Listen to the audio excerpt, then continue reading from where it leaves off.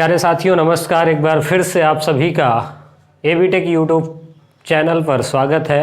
और आज हम बात करने वाले हैं शिक्षक भर्ती के टर्म में। जैसा कि आप जानते हैं हम बलों की चर्चा कर रहे थे, तो बल का पहला प्रकार वो भी संपर्क बल में, कांटेक्ट फोर्स में आज हम पढ़ने वाले हैं कंप्लीटली घर्षण बल को। तो सबसे पहले आइए जानते हैं ये घर्षण बल क्या है और इसकी हमको दैनिक जीवन में क्या ज़रूरत है और ये किस तरीके से हमारी लाइफ में इफ़ेक्ट डालता है। ये सारी चीज़ें आज हम जानने का डिटेल में प्रयास करेंगे। और यकीन मानिए यहाँ से आपके इस चैप्टर से क्वेश्चंस 100% कोई ना कोई क्वेश्चन आने वाला है। और जिस लेवल के क्वेश्चंस आ सकते हैं उनको भी आज की क्लास में हम कुछ ना कुछ 2, 4, 10 क्वेश्चंस को डिस्कस करेंगे।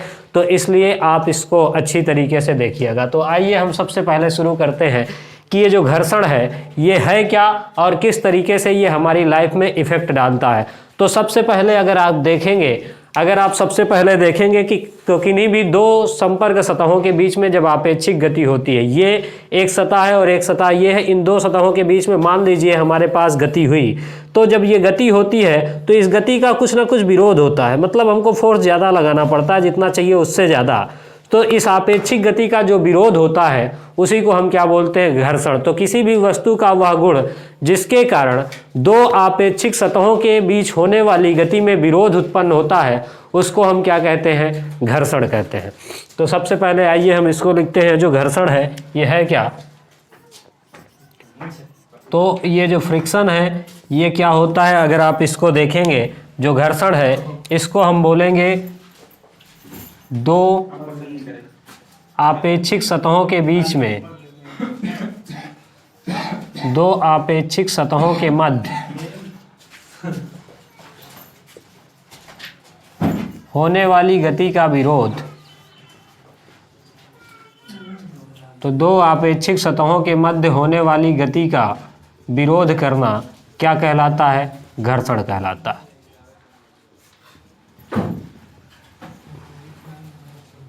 तो ये आपका हो जाएगा घर्षण।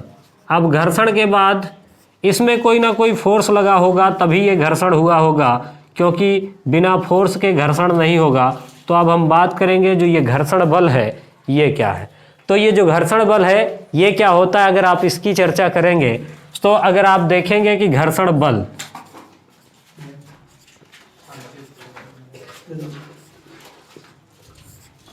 तो सबसे पहले आप देखिएगा कि घर्षण बल क्या होता है। मान लीजिए हमारे पास जब ये सतहें होती हैं तो इसमें कोई ना कोई बल लगता है। सपोज कीजिएगा आप, मान लीजिए ये हमारे पास एक अर्थ की सरफेस है या कोई भी सरफेस है, ये टेबल है। इस टेबल पर अगर आप देखेंगे, मान लीजिए कोई एक पुस्तक या भी कोई भी पिंड जिसका द्रव्यमान m है रखा हुआ है, तो आप ये अच्छी तरीके से जानते हैं कि ये वस्तु इस टेबल पर फोर्स लगाती है और कितना फोर्स लगाती है, इसका जो वेट होता है दैट इज mg, ये इतना फोर्स इसमें नीचे की तरफ लगाती है। अब आप कहेंगे आपके दिमाग में ये प्रश्न उठना ही उठना चाहिए। तो अगर आपके दिमाग में ये प्रश्न उठना ही चाहिए कि ये वस्तु अगर इस पर फोर्स लगाती है, सपोज मैंने ये मार्कर था मेरे पास और इस सरफेस पे रख दिया, तो ये मार्कर मेरे हाथ पे फोर्स लगाएगा ही लगाएगा। कितना फोर्स लगाएगा, mg, मतलब जितना इसका द्रव्यमान है और इसमें g से आप मल्टीप्लाई करेंगे। अब अगर ये mg फोर्स लगाती है तो मेरे हाथ को नीचे जाना चाहिए, लेकिन मेरा हाथ नीचे नहीं जा रहा, मतलब मेरा हाथ भी इसमें कोई ना कोई फोर्स लगाता है।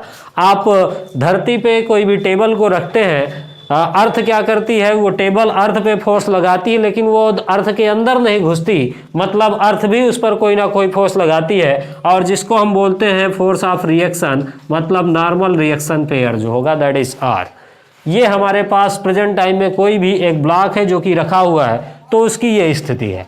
अब अगर ये स्थिति है और हम चाहते हैं कि ये इसमें F फोर्स लगा करके हम इसको खींचे, तो जब हम इसको फोर्स लगा करके खींचेंगे तो हम देखेंगे कि इसमें एक बल लगता है जो इसको गतिमान होने से रोकता है, क्या करता है, या इसकी गति का विरोध करता है। तो उसी बल को हम क्या कहते हैं, घर्षण बल कहते हैं। तो कहने का मतलब ये हुआ कि जब कोई भी वस्तु गति करती है तो उनके संपर्क सतहों के मध्य में एक बल कार्य करता है जो उसकी गति का विरोध करना चाहता है, और वही बल क्या कहलाता है, तो घर्षण बल। तो जब कोई वस्तु किसी दूसरी वस्तु के पृष्ठ पर मिली होती है तो पॉइंट ऑफ कांटेक्ट, जहां पर वो कांटेक्ट पॉइंट होता है वहां पर वस्तु के गति की विपरीत दिशा में एक फोर्स लगता है, जिसको हम लोग जानते हैं घर्षण बल के नाम से। यानी ये इसकी सरफेस है, जो पॉइंट ऑफ कांटेक्ट है वो कुछ ये है, ये वाला इसका ये जो पॉइंट ऑफ कांटेक्ट है, तो इसमें एक फोर्स लगता है। जब हम इसमें या फोर्स से खींचते हैं तो ये सतह इसमें एक फोर्स लगाती जो इसकी गति का विरोध करती, और उसको हम स्मॉल एफ से दिखाएंगे, मतलब ये हो जाएगा हमारा फ्रिक्शन। तो किसी भी वस्तु में जब गति होती है दो सतहों के बीच में, तो उनके बीच में जिस बल के कारण गति का विरोध होता है, इंटेंशन ऑफ मोशन, उसको हम लोग बोलते हैं क्या, घर्षण बल। यानी कि आप बहुत सारी चीज़ें, बहुत सारे फिनोमेना ऐसे देखते हैं कि कोई एक द्रव्यमान है और आपने उसमें फोर्स लगाया, वो नहीं चलता है, तो उसका रीजन घर्षण बल ही है कि आपके पास यहाँ पर 10 किलो का द्रव्यमान रखा था और आपने उसमें हल्के से फोर्स लगाया, वो नहीं चला मतलब उसमें कोई ना कोई फोर्स लगा था जो आपके फोर्स को लगाने के बाद भी उसको नहीं चलने दिया। तो कहने का मतलब ये है, तो वो फोर्स कौन सा होगा, फ्रिक्शन का ही फोर्स होगा। तो ये जो घर्षण बल होता है तो यही हो गया कि दो आपेक्षिक सतहों के मध्य होने वाली गति का विरोध करना घर्षण कहलाता है, और यह गुण जिसके कारण आता है उसको हम क्या बोलते हैं, घर्षण बल बोलते हैं।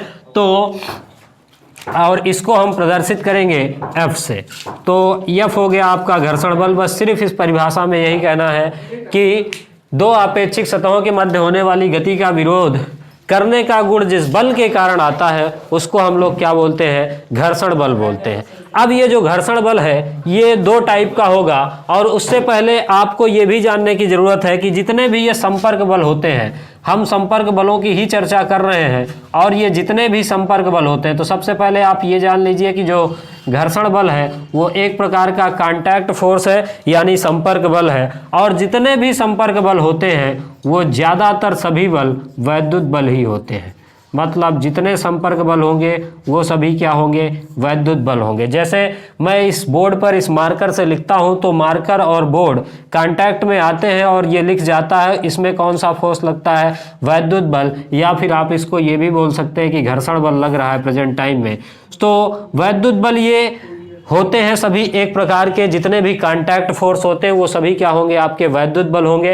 अब ये जो वैद्युत बल है, जैसे आप देखेंगे लिक्विड में आपने पढ़ा होगा एक श्यान बल होता है जो द्रवों के प्रवाह या द्रवों की परतों के बीच में लगता है, ये भी एक प्रकार का घर्षण बल ही है। श्यान बल का मतलब जैसे मान लीजिए आप पानी में कोई भी एक गोली लेकर के आते हैं और पानी में डालते हैं, तो क्या होगा, पानी की सतहें उसके गति नीचे जाने का विरोध करेंगी, वो क्या हो जाएगा, श्यान बल। तो द्रवों के सतहों के द्रवों की आपेक्षिक सतहों के बीच में जो गति होती गोली को डालते समय, उसका जो विरोध करता है वो क्या कहलाता है, श्यानता कहलाती है। जैसे मान लीजिए अब एक में आप पानी ले लें और एक जार में शहद ले लें और दोनों में वही गोली डालें, तो आप देखेंगे कि शहद में गोली देर में नीचे तक जाएगी लेकिन पानी में जल्दी पहुंच जाएगी। इसका रीजन क्या है कि जो पानी की श्यानता है वो कम है और जो शहद की श्यानता है वो ज्यादा है। तो कहने का मतलब ये हुआ कि ये जितने भी कांटेक्ट फोर्स होंगे ये एक प्रकार के घर्षण, और ये श्यान बल जो आपका हो गया और उसके बाद घर्षण बल हो गया, ये सभी एक प्रकार के कौन से बल हो जाएंगे, वैद्युत बल।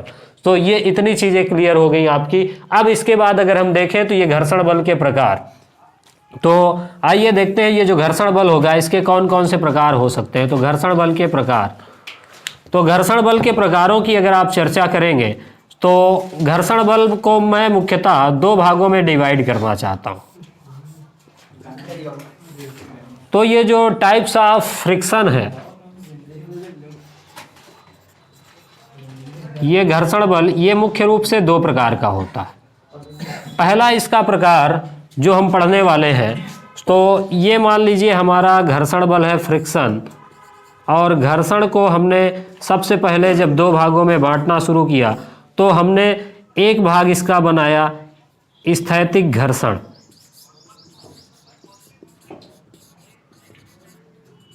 तो ये हो गया हमारे पास स्थैतिक घर्षण यानी स्टैटिक फ्रिक्शन। और इसके बाद जो दूसरा नंबर आएगा वो होगा आपका गतिज घर्षण यानी काइनेटिक फ्रिक्शन। तो ये दो प्रकार सबसे पहले हम लोग पढ़ने वाले हैं कि ये जो प्रकार होते हैं घर्षण के, ये कौन कौन से होते हैं और क्या इनमें डिफरेंस है। कि एक को हमने बोला स्थैतिक घर्षण और दूसरे को हमने बोला काइनेटिक घर्षण। तो सबसे पहले अगर आप देखेंगे कोई भी वस्तु, जैसे ये यम द्रव्यमान का ही एक ब्लॉक रखा हुआ है, तो सबसे पहला जो घर्षण का कारण हुआ ये हमारी सतहें भी हो सकती हैं। जैसे मान लीजिए आप देखते हैं कि सतहें कुछ इस तरीके से बनी हुई सतहें हो सकती हैं। कोई भी सतह 100% स्मूथ नहीं हो सकती है, कोई भी सतह 100% चिकनी नहीं हो सकती। आदर्श में ये संभव नहीं है। तो जो भी सतह होती है वो सभी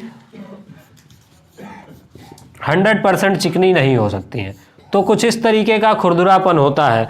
अब इसके ऊपर जब हम दूसरी सतह को ला करके रखते हैं, मान लीजिए कोई एक सतह ऐसी और ये आई और इस तरीके से सब फिट हो जाते हैं इसके मॉलिक्यूल्स, तो आप देखेंगे कि जब मॉलिक्यूल ये सेट हो जाते हैं तो इनके बीच में इसके कणों के और इसके कणों के बीच में क्या हो जाती, इंटरलॉकिंग, मतलब अंतः तालाबंदी, इंटरलॉकिंग। तो ये जो अंतः तालाबंदी हो जाती है तो इसके कारण सतह आपेक्षिक गति का विरोध होने लगता है इस अंतः तालाबंदी के कारण, जिससे क्या होता है, जो गति होती है वो नहीं हो पाती और फ्रिक्शन का फोर्स लगता है। तो सबसे पहले हम यही मानते थे कि जो फ्रिक्शन का रीजन है वो इन सतहों के बीच में अंतः तालाबंदी है। लेकिन फिर उसके बाद जब हमने ये देखना शुरू किया कि जो अंतः तालाबंदी है ये 100% एक्योर नहीं है, तो 100% एक्योर नहीं है तो हमने ये भी कुछ और भी रीजंस निकाले जिनके कारण हम ये डिसाइड करते हैं कि जो घर्षण का मुख्य कारण है वो सिर्फ और सिर्फ इतना ना हो करके कुछ और भी हो सकता है। तो हम बात करते हैं कि मॉलिक्यूल्स, मतलब ये एक प्रकार का वैद्युत बल है। तो आप ये जानते हैं कि हर एक वस्तु किससे मिलकर के बनी होती है, मॉलिक्यूल से मिलकर के बनी होती है।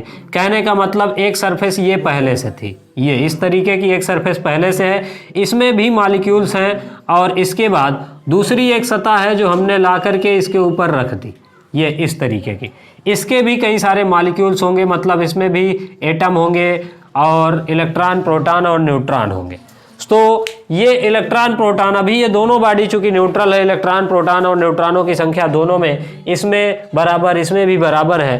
तो ये परमाणु, ये जो इलेक्ट्रॉन है ये आपस में आदान प्रदान हो सकते हैं और जब ऐसा होता है और हम गति करवाते हैं तो ये जो इनके बीच में इलेक्ट्रॉन प्रोटॉन का आदान प्रदान है कुछ इस तरीके से हो रहा होता है और जब हम इसको खींचते हैं, वस्तु को स्लाइड करते हैं, तो ये इस तरीके से इसके एक के इलेक्ट्रॉन दूसरे में छूट जाते हैं और जिसके कारण इसमें आकर्षण का गुण पैदा होता है और ये हमारे द्वारा लगाए गए बल जो गति के लिए हम लगाते हैं उसका विरोध करता है और घर्षण बल लगता है। तो ये चीज़ें हमने देखी, जो मॉलिक्यूल है वो इस तरीके से होगा, संपर्क बल, वैद्युत बल, इंटरलॉकिंग होगी और इसके कारण जो घर्षण बल है वो उत्पन्न होगा। आप चाहें तो इतने का स्क्रीनशॉट ले सकते हैं।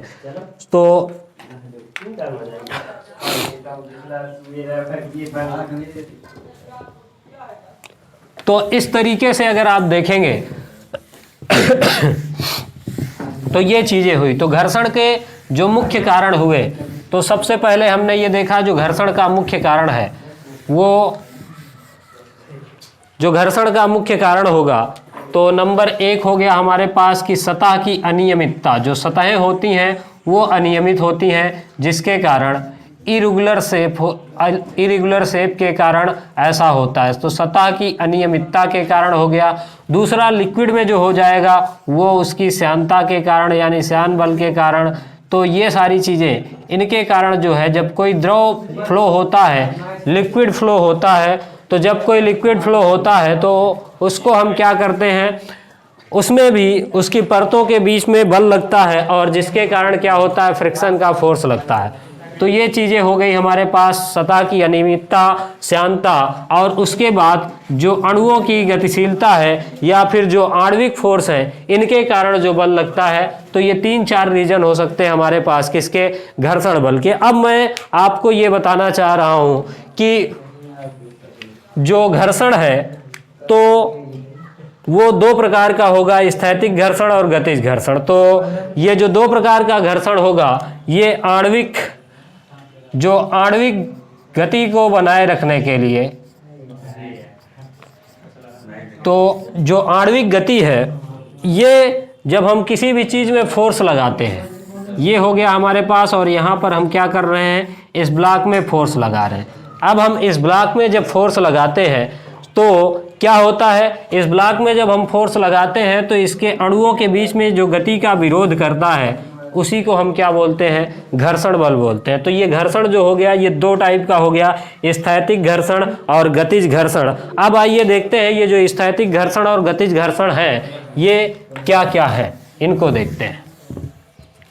तो सबसे पहले हम बात करेंगे किसकी, स्थैतिक घर्षण की, स्टैटिक फ्रिक्शन। तो ये हो गया हमारे पास स्टैटिक फ्रिक्शन यानी स्थैतिक घर्षण। इसको भी अपन दो भागों में डिस्कस करने वाले हैं। पहला नंबर होगा हमारे पास ऑटो एडजस्टिंग, मतलब ऑटो एडजस्टिंग का मतलब है स्वतः समायोजित। तो एक सवाल ये भी आपका बन सकता है कि जो घर्षण है वो किस प्रकार का बल है, तो उसका जवाब स्वतः समायोजित मतलब ऑटो एडजस्टिंग भी हो सकता है। और दूसरा नंबर जो इसको हम डिवाइड करने वाले हैं वो है मार्जिनल फ्रिक्शन या फिर लिमिटिंग फ्रिक्शन। तो लिमिटिंग फ्रिक्शन की अगर आप बात करेंगे तो ये सीमांत घर्षण। तो ये दो तरीके के हमारे पास क्या हो जाएंगे, स्टैटिक फ्रिक्शन। आप लोग इसका स्क्रीनशॉट ले सकते हैं और फिर इसके बाद हम आगे की चर्चा करते हैं। तो ये जो ऑटो एडजस्टिंग यानी स्वतः समायोजित है और सीमांत घर्षण है, ये दो प्रकार के जो घर्षण होंगे इनकी चर्चा अब हम सबसे पहले किसकी करेंगे, स्वतः समायोजित घर्षण की चर्चा हम करने वाले हैं। तो स्वतः समायोजित फ्रिक्शन, इसकी बात करते हैं। अब ये जो स्वतः समायोजित फ्रिक्शन है इसका क्या मतलब है, आइए ये देखते हैं। सपोज जो स्वतः समायोजित बल है वो कुछ ऐसा होगा। तो स्वतः समायोजित बल की बात अगर आप करेंगे तो ये मान लीजिए एक कोई भी वस्तु है जो यहाँ पर रखी हुई है, इसका भार नीचे mg लगेगा और ऊपर इसमें रिएक्शन फोर्स हमेशा लगेगा ही लगेगा। अब जब इस तरीके से ये होगा, हम इसको इधर की तरफ बल लगा करके खींच करके ले जाना चाहते हैं। तो सपोज करिएगा, मैं आपको करके दिखाता हूँ। तो मान लीजिए ये हमारे पास एक सरफेस ये है और उसमें ये ऑब्जेक्ट यम द्रव्यमान का ये इस तरीके से रखा हुआ है। तो आप इसमें फोर्स लगाते हैं, आप देख रहे हैं मैं इस पे फोर्स लगा रहा हूँ और ये जो फोर्स है ये डस्टर जो है वो गति नहीं कर रहा। जब डस्टर ये गति नहीं करता तो क्या होता है, ये डस्टर जब गति नहीं करता है तो आप देखेंगे हम इस पे फोर्स लगा रहे हैं लेकिन ये नहीं चलता। अब थोड़ा सा फोर्स हमने और बढ़ाया, अभी भी नहीं चला। लेकिन थोड़ी देर के बाद ऐसा होता है जब ये ऑब्जेक्ट बिल्कुल चलने ही वाला है कि अब थोड़ा सा भी फोर्स बढ़ जाएगा तो ये चल जाएगा। तो आप देखेंगे जब हम धीरे धीरे फोर्स लगाते हैं, हम कम फोर्स लगाते हैं तो भी ये ऑब्जेक्ट नहीं चलता, थोड़ा और बढ़ाते हैं नहीं चलता, थोड़ा और बढ़ाते नहीं चलता। लेकिन जैसे ही हम ज़्यादा कर लेते हैं तो ये ऑब्जेक्ट क्या होता है, चलना शुरू कर देता है। तो जब हमने सबसे पहली बार इस पे फोर्स लगाया था इस ऑब्जेक्ट पे, तो ये जो ऑब्जेक्ट है ये सबसे पहले नहीं चला, मतलब जितना हम फोर्स लगा रहे थे उतना ही क्या हो जा रहा था, हमारे पास इस सतह के बीच में जो लगने वाला फ्रिक्शन है वो हो जा रहा था इस तरीके से, ये और ये हमारे पास फ्रिक्शन का फोर्स लगता जा रहा था। तो ये जो स्टैटिक फ्रिक्शन है ये लग रहा था किसके, इस सतहों के बीच में। तो जितना हम बल का मान लगाते जाते रहते उतना ही क्या हो रहा था, घर्षण का मान जो है वो बढ़ता जाता है। तो हम बल का मान बढ़ाते जाते हैं तो घर्षण का मान बढ़ता जाता है। और एक स्थिति ऐसी आती है कि वस्तु चलने वाली होती, मतलब जब तक नहीं चलती। तो स्वतः समायोजित ऑटो एडजस्टिंग फ्रिक्शन यानी स्थैतिक घर्षण की अगर हम बात करेंगे तो इसका जो स्वतः समायोजित प्रकार होगा वो ये होगा कि जब हम किसी वस्तु पर बल लगाते हैं और वस्तु में कोई गति नहीं होती और वस्तु में गति नहीं होती, तो उसको हम बोलते हैं स्वतः समायोजित या फिर स्थैतिक घर्षण। नहीं होती है, स्थैतिक घर्षण कहलाता है। और ये कौन सा होगा? ऑटो एडजस्टिंग, स्थैतिक घर्षण कहलाता है। और ये स्थैतिक घर्षण का एक प्रकार है। कौन सा प्रकार? Auto adjusting force. अब इसके बाद चर्चा करेंगे सीमांत घर्षण की, कि आखिर में ये जो सीमांत घर्षण है ये क्या होता है। अब सपोज करिएगा आप इसमें अभी तक हम फोर्स लगा रहे थे, फिर से वही मैं आपको दिखाता हूँ। इसमें हम फोर्स लगा रहे हैं और जब हम इस पर फोर्स लगाना शुरू करते हैं तो क्या होता है, हमने लगाया, फोर्स नहीं चला, फिर लगाया, नहीं चला, थोड़ा और बढ़ाया, नहीं चला, अब ये बिल्कुल चल दिया, तो घर्षण का अधिकतम मान जहां तक ये रुका रहा, गति नहीं किया, तो वहां तक क्या ये कहलाएगा? सीमांत घर्षण। मतलब उसके बाद ऑब्जेक्ट चल ही देगा तो उसके पहले वाला जो मान होगा वो क्या कहलाएगा? सीमांत घर्षण। तो कहने का मतलब ये हो गया कि जो सीमांत घर्षण है, घर्षण, स्थैतिक घर्षण का अधिकतम मान, सीमांत घर्षण में स्थैतिक घर्षण का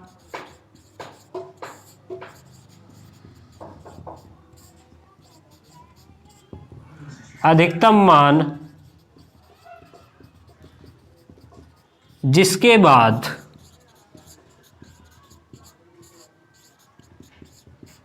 वस्तु गति की अवस्था में आ जाती, वस्तु गति की अवस्था में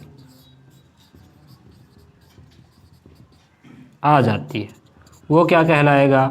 लिमिटिंग फ्रिक्शन।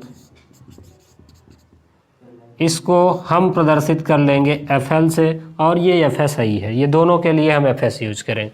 तो जो लिमिटिंग फ्रिक्शन होगा वो क्या हो जाएगा हमारा, कि अधिकतम मान जितना अपने आप एडजस्ट कर लेता। एक स्थिति ऐसी आती है जब हम बल बढ़ाते जाएं तो जो घर्षण है वो अपने आप को एडजस्ट नहीं कर पाता और वस्तु बिल्कुल चल देती है, तो उसको हम क्या बोलेंगे? Limiting friction.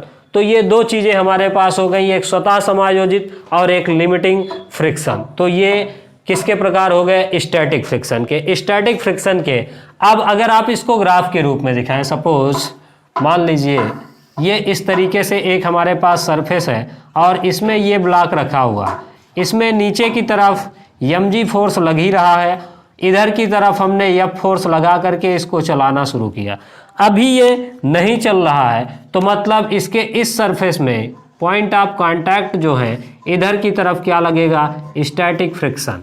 तो जब ये स्टैटिक फ्रिक्शन लगता है तो हम बल का मान क्या करते हैं? बढ़ाते जाते हैं, और अभी तक ये वस्तु जो है ये नहीं चली। धीरे धीरे करके होता क्या है, इस वस्तु में गति होना शुरू होती। मतलब जैसे हमने ये फोर्स का मान इतना बढ़ाया तो घर्षण का मान है वो भी इतना बढ़ा, या फिर आप इसको ना बनाएं और ये यहाँ से मान लीजिए हमने ये इतना फोर्स लगाया, घर्षण का मान भी इतना हुआ, हमने इतना फोर्स लगाया, घर्षण का मान इतना हुआ, हमने इतना फोर्स लगाया, घर्षण का मान इतना हुआ। फिर इसके बाद एक स्थिति ऐसी आई जब हमने फोर्स इतना कर दिया और घर्षण का मान घट गया और ये बॉडी किस में आ जाएगी? मोशन में। तो जब ये फोर्स यहाँ तक खुद को एडजस्ट कर पा रहा था तो यहाँ तक का जो इसका लिमिटिंग फ्रिक्शन काम किया ये हो गया लिमिटिंग फ्रिक्शन। मतलब जिसके बाद वस्तु ने चलना शुरू कर दिया, ये लास्ट वाली स्टेज, ये जहाँ तक अपोज किया उसको हम क्या बोलेंगे? Limiting friction. इसके बाद इसने अपोज नहीं कर पाया और हमारा फोर्स जो है वो ज़्यादा हो गया और वस्तु किस अवस्था में आ गई? गतिमान अवस्था में। तो ऑटो एडजस्टिंग और लिमिटिंग फ्रिक्शन की चर्चा हमने कर ली। अब इसके बाद हम बात करते हैं किसकी? लिमिटिंग फ्रिक्शन, काइनेटिक फ्रिक्शन की। जो गतिज घर्षण है वो क्या होगा और किस तरीके से होगा? तो आइए अब शुरू करते हैं गतिज घर्षण। तो ये जो गतिज घर्षण है ये किस तरीके का होगा और क्या होगा? तो गतिज घर्षण यानी काइनेटिक फ्रिक्शन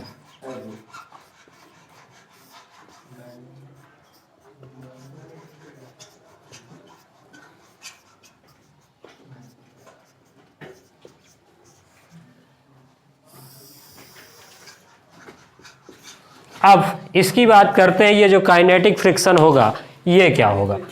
अब घर्षण का वो मान जिसके बाद कोई भी वस्तु क्या करती है? गति की अवस्था में आ जाती है। सपोज ये है हमारे पास, ये यम द्रव्यमान का एक पिंड है और इसमें हमने क्या लगाया?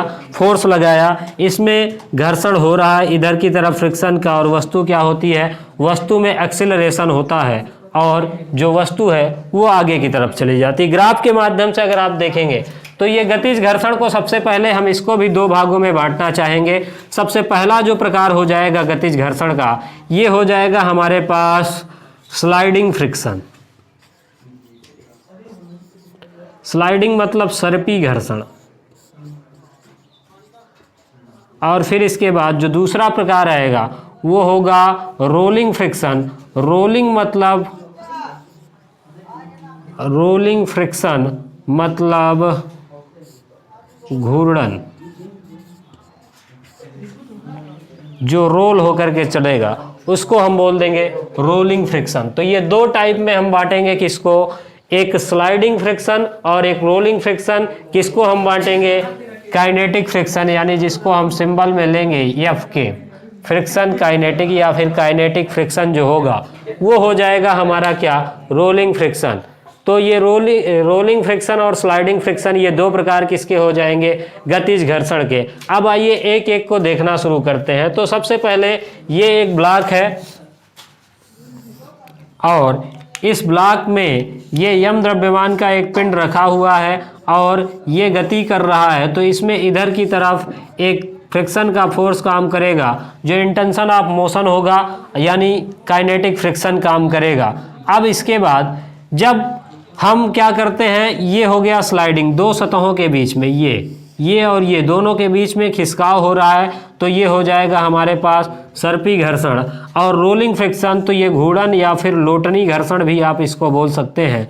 तो ये इस तरीके से, जो मान लीजिए अगर हमने इसी ब्लॉक में ये जो यम द्रव्यमान का ही है और रखा हुआ है, इसमें हमने क्या किया, दो पहिया लगा दिया या चार पहिया लगा दिया और अब ये कांटेक्ट में है। तो अब आप देखेंगे जो घर्षण का मान है ये काफ़ी कम हो जाएगा और हम इसमें जो फोर्स लगाएंगे ये बहुत कम लगेगा, तो ये हो जाएगा लोटनी घर्षण। तो आप देखेंगे जो काइनेटिक फ्रिक्शन है वो भी दो प्रकार का हो गया, एक हमारे पास स्लाइडिंग फ्रिक्शन यानी सर्पी घर्षण, दूसरा हो गया लोटनी घर्षण।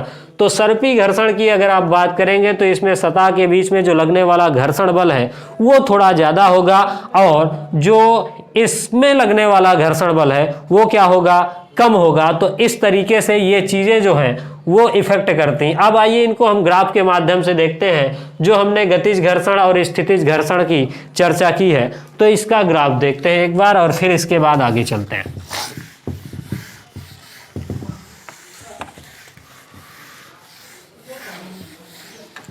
तो सबसे पहला नंबर हम इसका ग्राफ अगर बनाएं तो कुछ इस तरीके से, ये मान लीजिए हमारा क्या है, ये हमारे फोर्स की डायरेक्शन है। ये इस तरीके से हम इसमें फोर्स लगाते हैं, ये फोर्स की लाइन हो गई और ये हमारी हो गई फ्रिक्शन की line. This is line of force और ये हमारी हो गई फ्रिक्शन की line. F, force capital F है और ये स्मॉल एफ है। अब मान लीजिए कोई भी एक ऑब्जेक्ट था, हमने उसमें फोर्स लगाना शुरू किया, उसने गति नहीं की। इस तरीके से हम फोर्स लगाते जा रहे हैं और उसका जो ऑटो एडजस्टिंग फोर्स है, फ्रिक्शन है, वो भी बढ़ता जा रहा है। धीरे धीरे होता क्या है, जब हम देखते हैं तो इस तरीके से ये बढ़ जाता है मान और फिर इसके बाद जब ये एक टाइम पे अधिकतम पहुंचता है तो यहाँ तक वस्तु क्या हुई, स्थिर। और फिर इसके बाद ये यहाँ पे आता है और ये इसमें वस्तु में क्या होने लगती है, गति।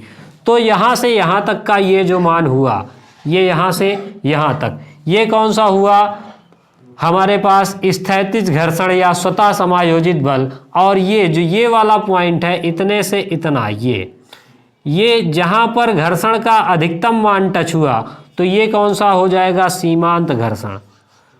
तो ये हो जाएगा लिमिटिंग फ्रिक्शन, मतलब ये सबसे ज़्यादा हुआ इसका मान सीमांत घर्षण का। तो सबसे ज़्यादा जो मान रहता है वो किसका होगा, आपका लिमिटिंग फ्रिक्शन यानी सीमांत घर्षण का। इधर ये कौन सा है, स्वतः समायोजित। और ये फिर से जो कम हो गया ये क्या हो जाएगा हमारा, काइनेटिक फ्रिक्शन यानी गतिज घर्षण। तो ये हो गया हमारे पास गतिज घर्षण, ये हो गया स्थैतिक घर्षण और बीच में जहाँ पर उभार सबसे ज़्यादा है वो हो गया सीमांत घर्षण, ये स्थैतिक घर्षण। तो इस तरीके से आप इसको ग्राफ के माध्यम से समझ सकते हैं। कहने का मतलब हमने फोर्स को बढ़ाते गए, ये हमने फोर्स को बढ़ाना धीरे धीरे शुरू किया, और जब हम फोर्स को बढ़ाते गए तो जो फ्रिक्शन की वैल्यू है वो भी धीरे धीरे करके बढ़ती गई। हमने इतना फोर्स लगाया, फ्रिक्शन इतना लगा, इतना लगाया, इतना लगा, इतना लगाया, इतना लगा, इतना फोर्स लगाया, इतना लगा, और इसके बाद इतना फोर्स लगाया, इतना लगा, और यहाँ पर जाकर के जो घर्षण का मान है वो अधिकतम हुआ और फिर ये कम हुआ, और वस्तु में क्या आ गया, काइनेटिक फ्रिक्शन। मतलब जब वस्तु गति करने लग जाती है तो उसमें जो फ्रिक्शन है वो कम हो जाता है। तो इस तरीके से आप इसको ग्राफिकली समझ सकते हैं कि एक टाइम तक जब कोई वस्तु रखी हुई है, इस पे हम फोर्स लगा रहे हैं, ये वस्तु रखी गई है और इस पे हम फोर्स लगा रहे हैं, ये हम फोर्स लगाते हैं। कुछ देर तक मान लो हमने बहुत कम फोर्स लगाया तो ये नहीं चलेगा मार्कर, थोड़ा सा हमने और बढ़ाया, नहीं चला, चूंकि इसमें क्या ऑटो एडजस्टिंग यानी स्थैतिक घर्षण लग रहा है, और फिर इसके बाद हमने इसका मान बढ़ाया तो इसके बाद ये वस्तु चल देगी। जब चल देगी तो भी हमको फोर्स कम लगाना पड़ेगा। जैसे मान लीजिए आप एक पंचर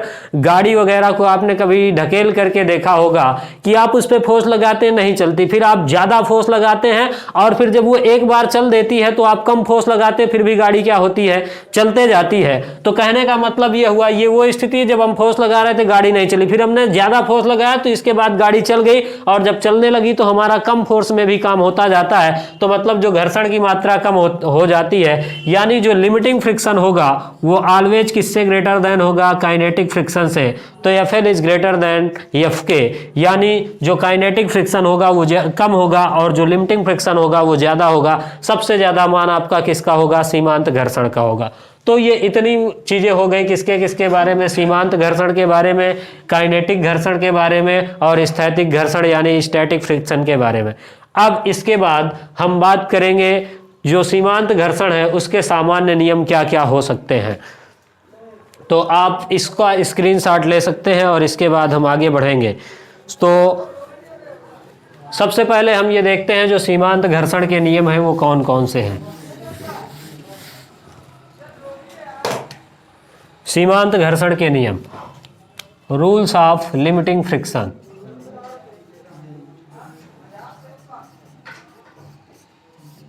दिख रहा?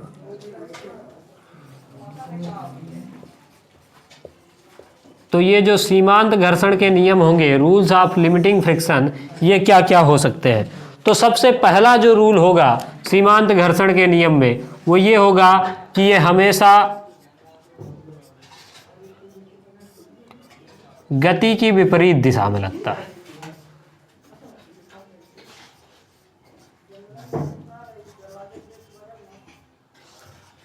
तो जो ये लिमिटिंग फ्रिक्शन होगा ये गति के विपरीत दिशा में काम करता है।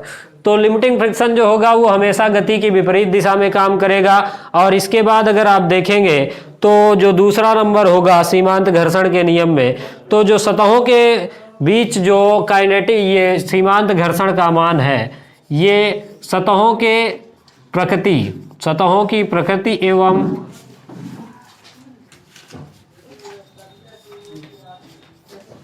एवं उसके गुणों पर निर्भर करेगा। सपोज करिएगा, पहली चीज ये हुई, मान लीजिए हमारे पास एक एकदम स्मूथ सरफेस है, यानी एकदम चिकनी सरफेस है, तो उसमें जब कोई वस्तु गति करेगी तो उसमें जो स्थैतिक घर्षण होगा वो कम होगा। फिर इसके बाद अगर कोई भी, मान लीजिए ये बोर्ड है, इसमें हम एक पेपर को चलाते हैं तो काफ़ी स्मूथली वो चलता हुआ चला जाए, लेकिन अगर हमने जो पेपर है उसको गीला करके इसमें चिपका दिया तो क्या होगा, तो वो उसमें जो घर्षण बल का मान है वो क्या हो जाएगा, और भी ज़्यादा हो जाएगा। मतलब सतहें दोनों, पेपर की भी सतह भी स्मूथ थी, बोर्ड की सतह भी स्मूथ है, लेकिन हमने उसकी क्वालिटी को चेंज कर दिया, उसमें एक लिक्विड लगा दिया पेपर में, तो जिसके कारण क्या हुआ, पूरा जो घर्षण का मान है वो चेंज हो गया। तो ये सबसे पहले गति की विपरीत दिशा में लगेगा। दूसरा नंबर सतहों की प्रकृति एवं गुणों पर ये निर्भर करेगा। और इसके बाद ये जो लिमिटिंग फ्रिक्शन है ये नॉर्मल होगा किसके, limiting friction is directly proportional to R. कहने का मतलब ये है कि अगर एक ऑब्जेक्ट इस तरीके से रखा हुआ है और हमने इसमें जो नीचे इसका फोर्स लगा mg, तो ऊपर इसमें क्या लगेगा, रिएक्शन का फोर्स मतलब r। हमने इसमें ये फोर्स F लगाया तो इसमें ये पैदा हुआ फ्रिक्शन का force, that is static friction, या फिर लिमिटिंग फ्रिक्शन भी आप मान सकते हैं। लिमिटिंग फ्रिक्शन का एक ही प्रकार है, स्टैटिक फ्रिक्शन का ही एक प्रकार है ये। तो अगर आप देखेंगे तो कहने का मतलब मैं ये बोलना चाह रहा हूं कि अगर आप ये जो लिमिटिंग फ्रिक्शन है ये किसके प्रोपोर्शनल होता है, डायरेक्टली आर के, ये प्रतिक्रिया बल के डायरेक्टली प्रोपोर्शनल होगा। मतलब आर का मान जितना ज्यादा होगा लिमिटिंग फ्रिक्शन का मान उतना ही अधिक होगा। और अगर आप इसको, आप जानते हैं कि जब हम कोई भी प्रोपोर्शनल का चिन्ह हटाते हैं तो वहां पर क्या आता है, एक कांस्टेंट आता है जो हम म्यू लेते हैं, और ये हो गया म्यू आर। तो यानी F L is equal to mu R, या फिर एफ एस मैक्सिमम भी आप कर सकते हैं, जो मैक्सिमम होगा वो म्यू इंटू आर के होगा। आर क्या है, दैट इज एम जी है। तो ये हो गया तीसरा नियम। तो इस तरीके से जो सीमांत घर्षण है वो हमेशा इन तीन चीजों पे आपका डिपेंड करता है। अब अगर आप यहां से म्यू क्या है, म्यू बराबर हम लिख सकते हैं घर्षण गुणांक, यानी फ्रिक्शन कॉफिशिएंट, घर्षण गुणांक, इसको हम बोलते हैं फ्रिक्शन कॉफिशिएंट। अब इसके बाद जो चीजें आएंगी, अगर आप म्यू की वैल्यू निकालना चाहते हैं तो म्यू बराबर क्या हो जाएगा, आर अपान म्यू एल या फिर एफ एल, लिमिटिंग फ्रिक्शन। तो आप यहां से आराम से ये म्यू का मान निकाल सकते हैं। म्यू का मान हमेशा जो व्यवहार में होगा वो 0 से अधिक, म्यू जो होगा वो 0 से अधिक और ज्यादातर 1 से कम होगा। लेकिन अगर आप व्यवहार के अलावा और चीजें देखेंगे तो ये 0.5 से लेकर के 1.5 के आसपास तक होता है। तो ये हो गया हमारे पास घर्षण गुणांक, किसको हम बोलेंगे, और जो उसमें लगने वाला फ्रिक्शन का फोर्स है वो किस तरीके से लगेगा, और सीमांत घर्षण के नियम। ये चीजें आपको हमेशा याद होनी चाहिए। अब इसके बाद जो गतिज घर्षण होगा सेम, उसमें भी हम यही करेंगे कि जो गति के विपरीत वो भी हमेशा लगेगा, और अभिलंब यानी प्रतिक्रिया बल, आर का मतलब रिएक्शन फोर्स, इसके अनुक्रमानुपाती क्या होगा, गतिज घर्षण भी डायरेक्टली एफ के is directly proportional to R होगा। और यहां पर अगर आप देखेंगे गतिज में, तो ये हमने बताया आपको स्थिति में, इसके बाद अगर हो जाएगा गतिज में, तो गतिज में सेम यही फार्मूले आएंगे। बस क्या होगा, गतिज घर्षण को हम एफ के से प्रदर्शित करेंगे, तो एफ के बराबर म्यू के आर।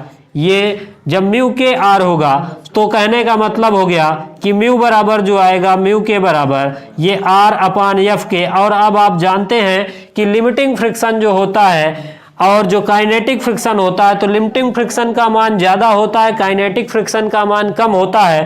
तो ये ऑलवेज इसका घर्षण गुणांक कम होगा और इसका क्या होगा, ज्यादा होगा। तो इस तरीके से आप इन चीजों को कनेक्ट कर सकते हैं। अब इसके बाद थोड़ी सी चर्चा करते हैं घर्षण कोण के, और फिर कुछ क्वेश्चंस देख लेते हैं। तो घर्षण कोण क्या होगा ये जानते हैं। तो जो घर्षण कोण है उसकी बात करते हैं। तो घर्षण कोण,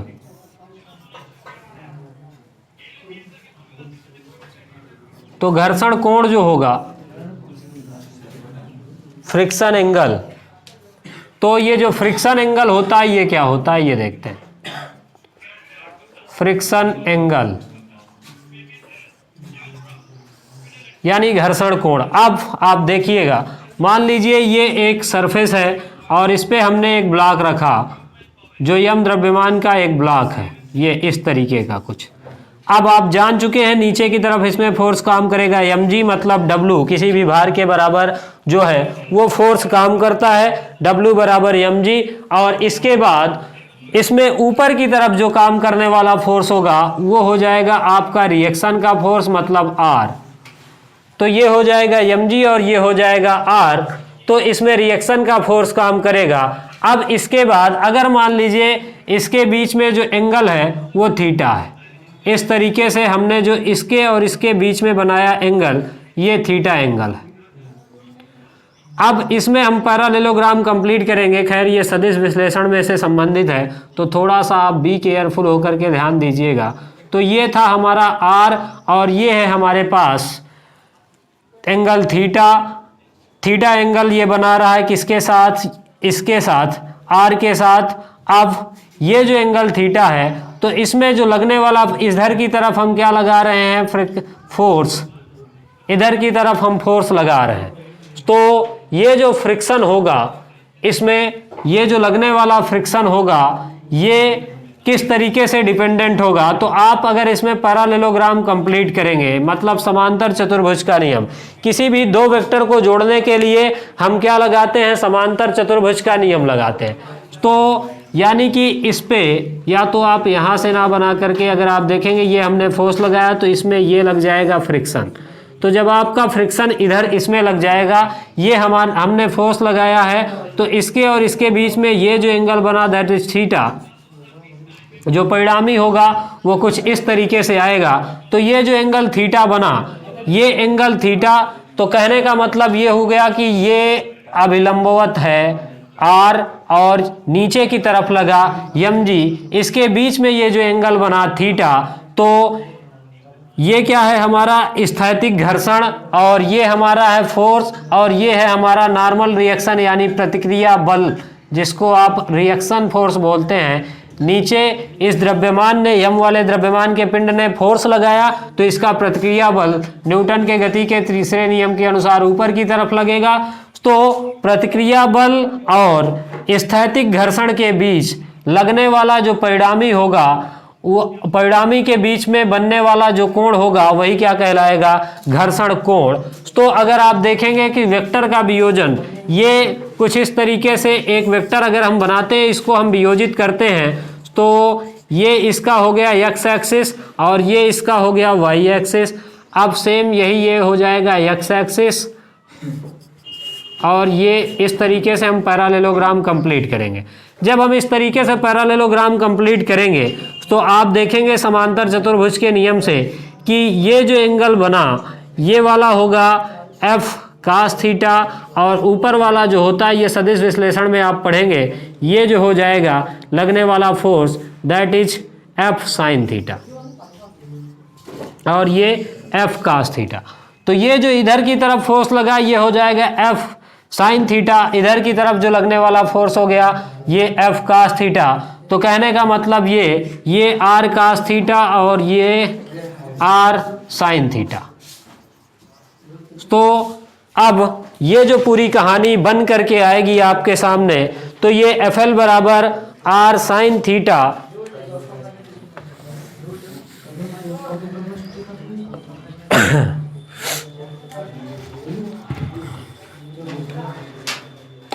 तो इधर की तरफ ये जो फोर्स लगा लिमिटिंग फ्रिक्शन का, तो एफ एल ये बराबर हो जाएगा आर साइन थीटा, और आर बराबर हो जाएगा आर कास थीटा। तो ये कास थीटा परपेंडिकुलर, और ये इधर की तरफ साइन थीटा, और इस तरीके से अगर आप निकालेंगे तो आर बराबर हो गया आर कास थीटा और एफ एल बराबर हो गया आर साइन थीटा। मतलब कहने का ये है कि जब हम इसमें गति करवाते हैं, तो इसके दो कंपोनेंट हमने बनाए इस वेक्टर के, तो ये हो गया कास थीटा और ये वाला कंपोनेंट हो गया साइन थीटा। तो जो फ्रिक्शन का फोर्स है यानी एफ एस, ये हो गया हमारे पास आर साइन थीटा, और ये वाला हो गया हमारे पास आर कास थीटा। जब हमने इस वेक्टर के कंपोनेंट बनाए, तो ये कास थीटा और ये वाला हो गया हमारे पास साइन थीटा। तो ये हो गया। अब इसके बाद ये जो एफ एल है इस तरीके से, तो F L upon F R, F L upon R बराबर क्या हो जाएगा, आर साइन थीटा बटे आर कास थीटा। इसको और इसको हम काट देंगे, तो ये हो जाएगा साइन थीटा बटे cos theta, that is tan theta. और एफ एल अपान आर, अभी आपने ये देखा था कि जो एफ एल अपान आर होता है वो क्या हो जाएगा आपका म्यू। तो इस तरीके से जो एफ एल अपान आर ये आ जाएगा, ये म्यू बराबर हो जाएगा आपका टैन थीटा। तो यानी जो एंगल है ये हो जाएगा tan थीटा बराबर म्यू इंटू यस के, तो r साइन थीटा बटे r कास थीटा बराबर एफ एल अपान आर। और पीछे अभी जस्ट आपने देखा था कि जो एफ एल अपान आर है वो किसके बराबर होता है, म्यू के बराबर होता है, तो म्यू एस बराबर साइन थीटा।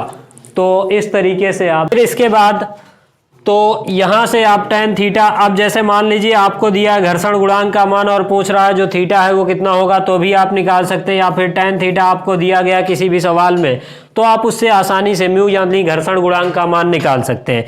इसके बाद एक चीज और पढ़ते हैं, दैट इज रिपोज कोण यानी झुकाव कोण जिसको आप बोलते हैं।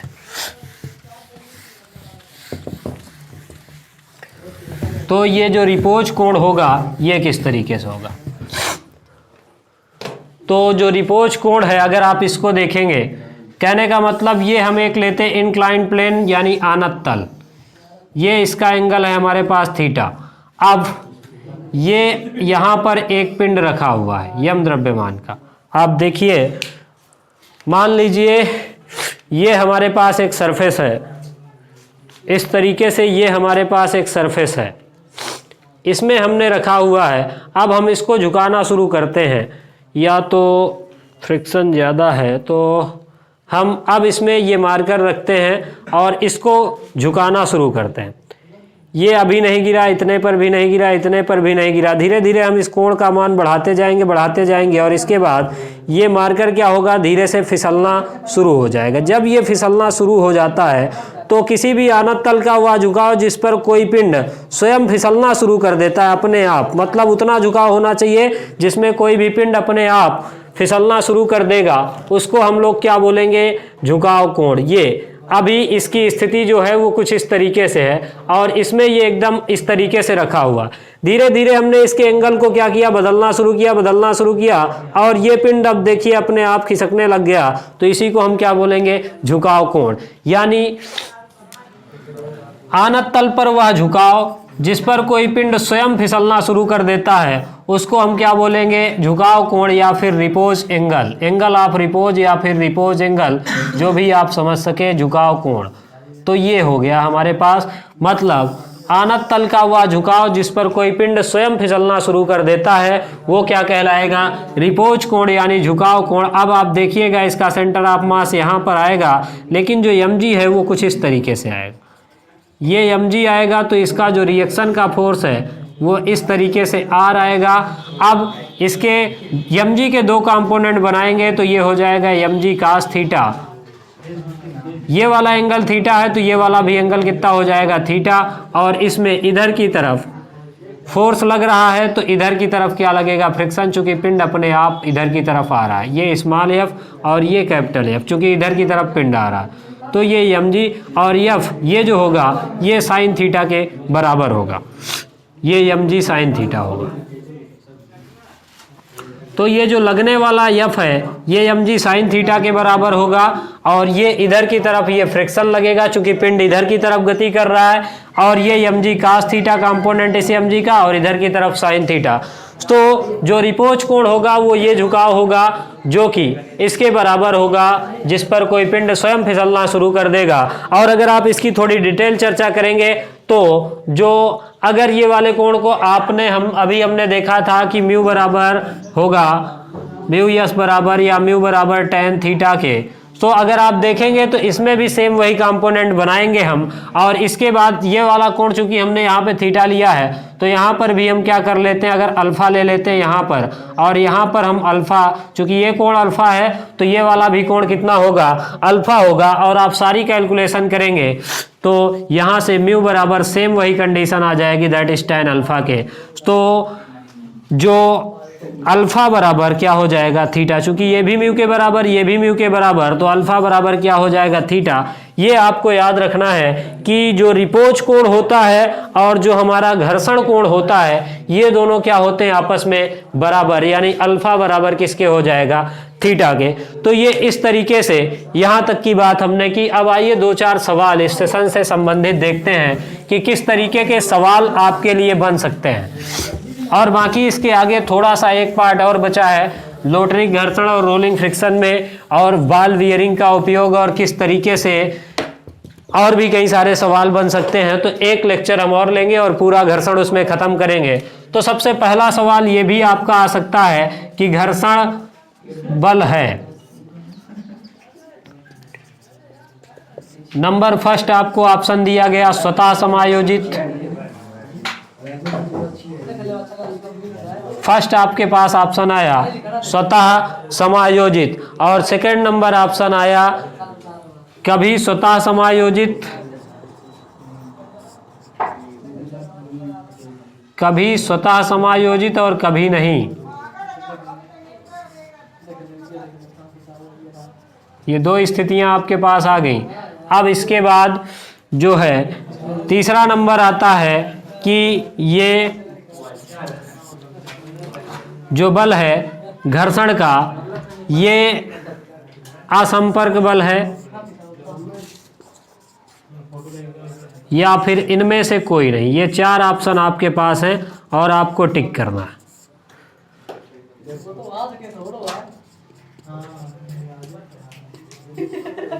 तो जो घर्षण बल है वो स्वतः समायोजित, कभी स्वतः समायोजित और कभी नहीं, और एक हो गया असंपर्क बल और एक इनमें से कोई नहीं। इसका आंसर आपको देना है।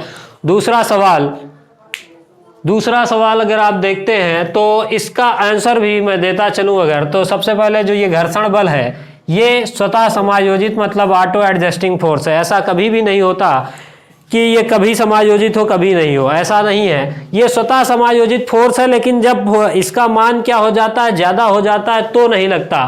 तो अभी आपने पढ़ा है कि जो स्टैटिक फ्रिक्शन होता है वो दो प्रकार का, एक स्वतः समायोजित और एक क्या होता है, एक ऑटो एडजस्टिंग और एक लिमिटिंग फ्रिक्शन।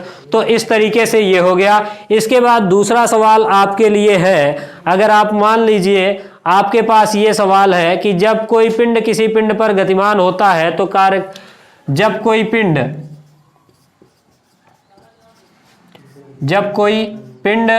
किसी पिंड पर गतिमान होता है, जब कोई पिंड किसी पिंड पर गतिमान होता है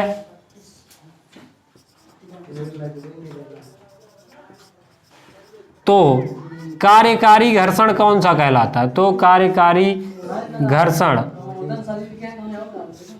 कहलाता है दूसरा नंबर। जब कोई पिंड किसी पिंड पर गतिमान होता है तो जो कार्यकारी घर्षण होता है वो कहलाता है स्थैतिक घर्षण,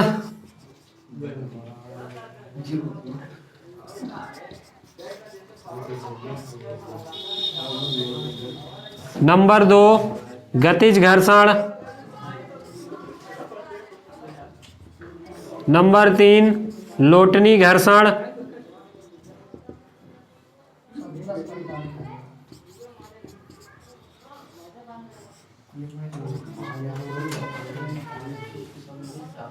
नंबर 4 सीमांत घर्षण।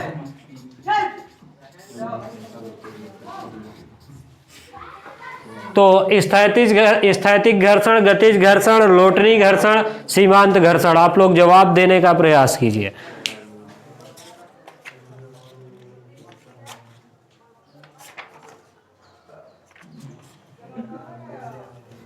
नहीं है क्या?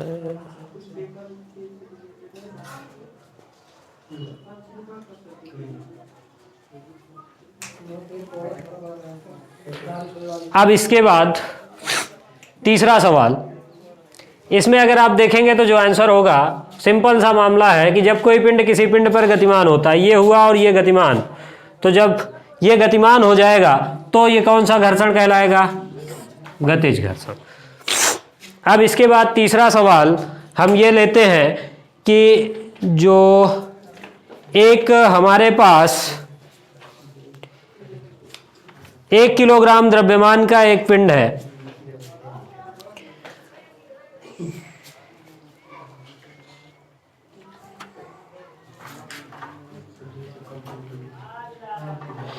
एक रुक्ष सतह पर रखे 10 किलोग्राम द्रव्यमान का एक पिंड है। ये सवाल लेते हैं, आपका अच्छा सवाल है और आपसे पूछा जा सकता है।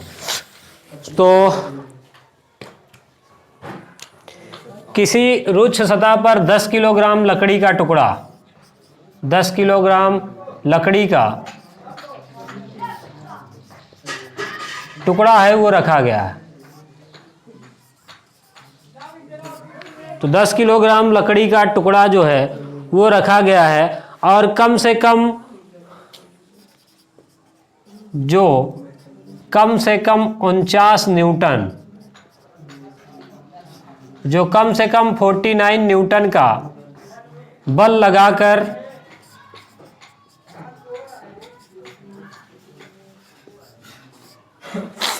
खिसकाया जा सकता है।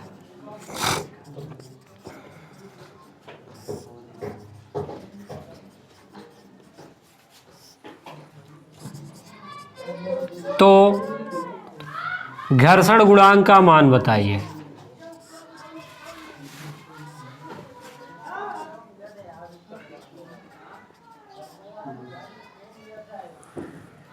तो 10 किलोग्राम लकड़ी का एक टुकड़ा है जो कम से कम 49 न्यूटन का बल लगाकर खिसकाया जा सकता है, तो घर्षण गुणांक का मान बताना है। इस तरीके से और भी कई सारे क्वेश्चंस हो सकते हैं। आप लोग अब इसको अपने से करने का प्रयास कीजिएगा ताकि अगली क्लास में हम इन क्वेश्चंस को भी बता सकें। तो कुछ क्वेश्चंस और लिख लेते हैं और फिर इसके बाद आगे की क्लास में हम चर्चा करेंगे। इसके बाद घर्षण पर आधारित कौन सी क्रिया नहीं है? घर्षण पर आधारित